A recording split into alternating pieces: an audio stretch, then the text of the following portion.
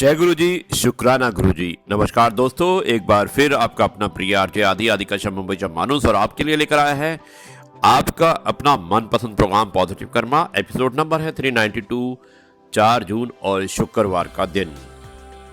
दोस्तों, हमारे एक मित्र है केशव शुक्ला, जो मुंबई में रहते हैं और फाइनेंशियल कंसल्टेंट हैं, प्रोजेक्ट फाइनेंस और दूसरे फाइनेंसिस कराते हैं। उन्होंने एक बहुत अच्छा लेख भेजा है और मैं आपको सुनाना चाहता हूँ। मुझे उम्मीद है कि ये पसंद आएगा।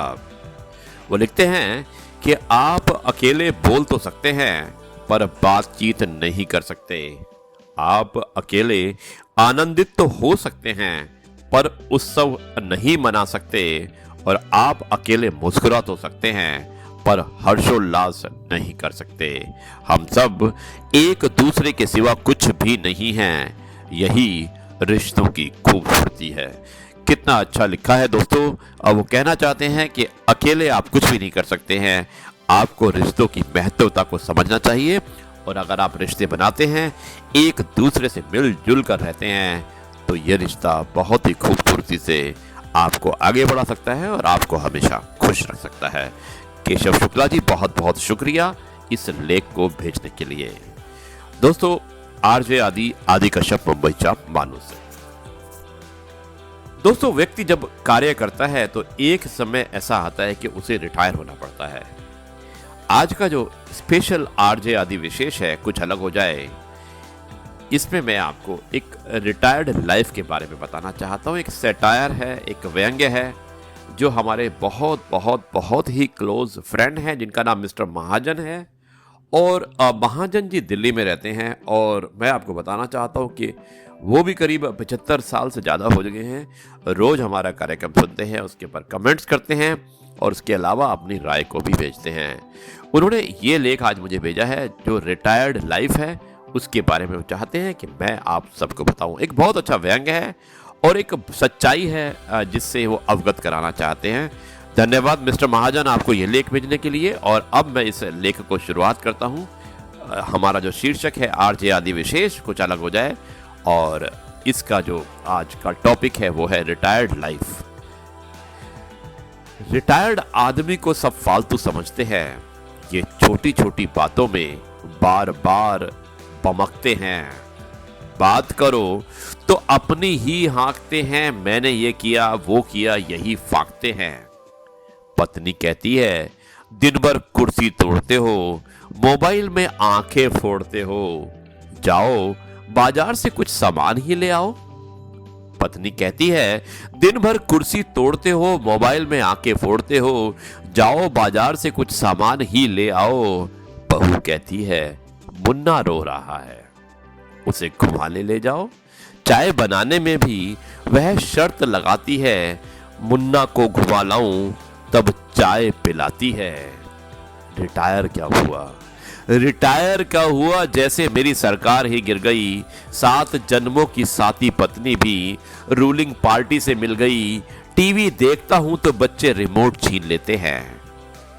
टीवी देखता हूं तो बच्चे रिमोट छीन लेते हैं। कार्टून चैनल देखकर आस्था लगा देते हैं। आस्था यानी कि एक धार्मिक और स्पिरिचुअल चैनल है। कार्टून चैनल देखकर आस्था लगा देते हैं। अब हम आस्था लायक हैं। हम आस्था लायक हैं, ये कैसे जान लेते हैं? एक पैर कब्र में गया, ये कैसे मान लेते हैं? ये कैसे मान लेते हैं? लेडीज जिम्नास्टिक देखता हूं तो लोग मुझे देखते हैं। जैसे कहते हो बूढ़े हो गए हो, जैसे कहते हो बूढ़े हो गए, मगर अब भी आंखें सेकते हो। एक दिन नाती पूछ रहा था, दादाजी आज पेपर में कितने ऐड आए हैं? एक दिन नाती पूछ रहा था, दादाजी आज पेपर में कितने ऐड आए हैं? मेरी अनभिज्ञता पर बोला, मम्मी तो कहती हैं आप पेपर चाट जाते हैं, इतना भी नहीं मालूम तो सिर क्यों खपाते हैं? योगा करता हूं तो कहते हैं मरने से ऐसे डरते हैं जैसे दुनिया में कभी किसी के बाप नहीं मरते हैं। जैसे दुनिया में कभी किसी के बाप नहीं मरते हैं। मैं कहता हूं, अरे भाई अभी रिटायर हुआ हूं, कुछ पेंशन तो खाने दो। बेटा कहता है, मूलधन तो ले लिया, मूलधन तो ले ही लिया, अब ब्याज को जाने दो। सोचता हूं रिटायरमेंट के बाद ऐसा क्या हो जाता है। अरे सोचता हूं रिटायरमेंट के बाद ऐसा क्या हो जाता है। ऑफिस का बॉस घर में जगह नहीं पाता है, उसकी सलाह मशवरा निरर्थक हो जाती है, उसके बोलने पर क्यों घर वाले झल्लाते हैं। चाहता हूं कहूं घर का मुखिया ना रहा ना सही, चाहता हूं कहूं घर का मुखिया ना रहा ना सही, एक सम्मानित सदस्य तो बने रहने दो। कितना मार्मिक लिखा है दोस्तों। ना सुनना हो तो मत सुनो, ना सुनना हो तो मत सुनो, मगर बात तो कहने दो। बोलने की आदत है, धीरे धीरे छूटेगी। स्वयं को सब कुछ समझने की धारणा धीरे धीरे टूटेगी। कुछ समय बाद मैं भी बालकोनी में बैठा चुपचाप सड़क की ओर देखूंगा। आती जाती भीड़ में वे कुछ चेहरे खोजूंगा जो मुझे फालतू देखकर भी फालतू ना समझे। हमेशा टैं टैं करने वाला पालतू ना समझे, हमेशा टैं टैं करने वाला पालतू ना समझे।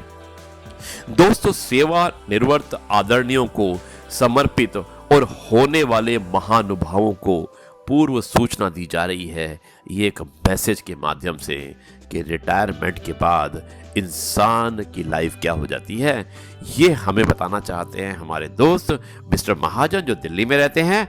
धन्यवाद महाजन जी। एक व्यंग्य था, एक सटायर था, बहुत अच्छे ढंग से वर्णित किया है और मुझे उम्मीद है कि सुनने वाले इसे जरूर अच्छी तरह से सुना होगा, आनंद लिया होगा और इससे कुछ सबक भी लिया होगा। यह है आपका अपना प्रिय आरजे आदि का शब्द मुंबई का मानुस।